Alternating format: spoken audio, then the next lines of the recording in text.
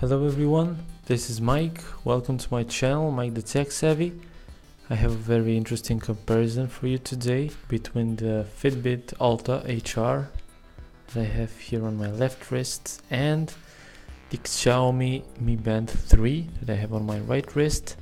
I won't go in such an in-depth manner. I'll only focus on the differences and on the similarities between the two devices. So let's get started. I'll just start off really quick. The packaging. So this is the Fitbit Alta box, a bit larger than the Xiaomi one, and in my opinion, better made. You have an interesting way of opening it here. Have a nice manual, charging cable. They're very nicely lined up here. Whereas with the Xiaomi Band, you only get a very Spartan but quite protective package, I might add, with the Mi slogan here and a couple of details on the back. Of course, this is the Chinese version, which is no longer Chinese because the firmware has been updated and it's now full in English. And right here you have the tracker itself along with a manual which is in Chinese and the charging cable which was right here. Now for the trackers themselves, I've put the boxes aside.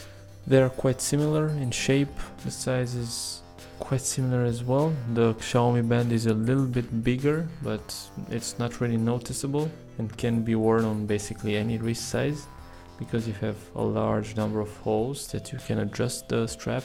Whereas with the Fitbit you get either the small strap that I have here or the large one, and you have the exactly same thing. You can basically adjust it perfectly to your wrist size. The Fitbit obviously uses more premium materials such as stainless steel. The wearing comfort is basically the same. It's true that in case of the Xiaomi Band you still have this minor, let's say, ridge here, but it's not bothersome in any case. With the Fitbit Band you get a flushed back.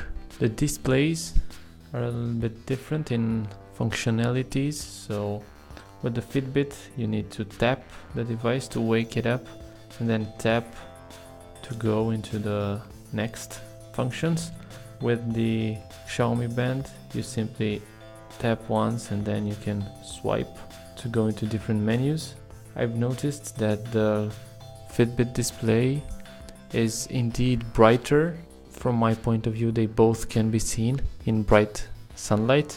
I like the navigation a bit more on the Xiaomi Band, very fluid, and the touchscreen is very responsive. They can display a large array of notifications, and the Xiaomi Band has a little bit more features in this department in order to charge the devices.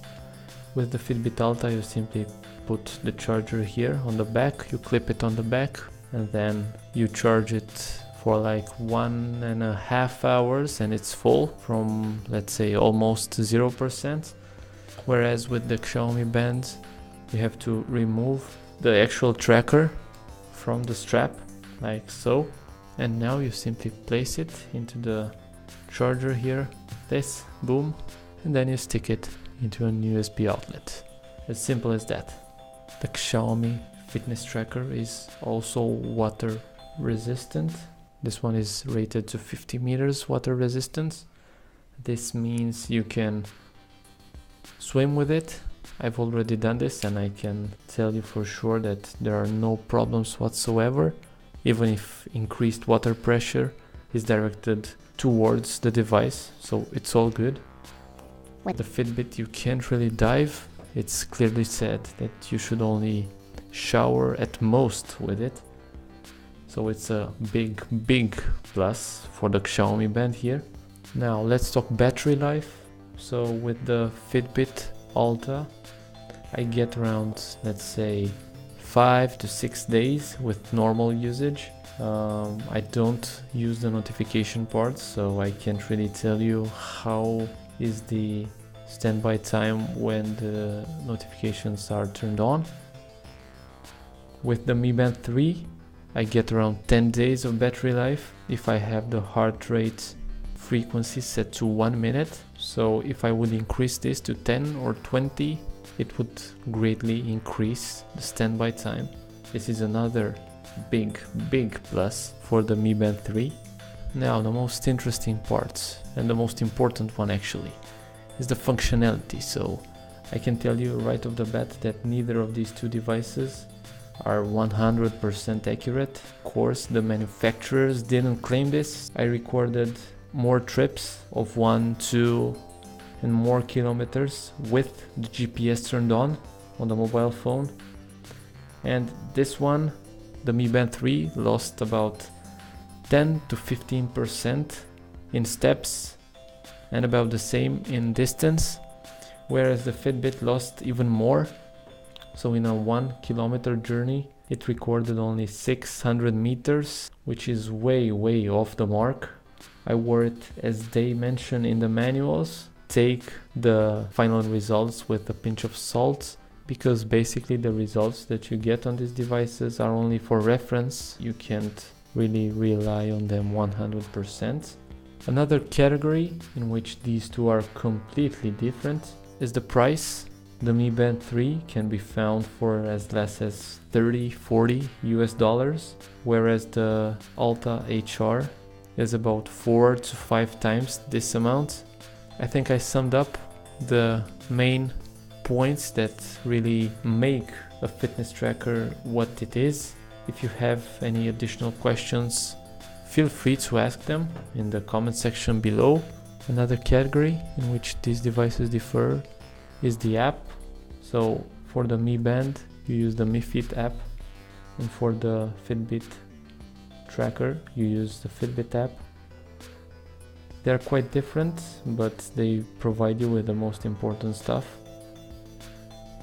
I don't really have a personal preferences. Both apps feel quite alright to me.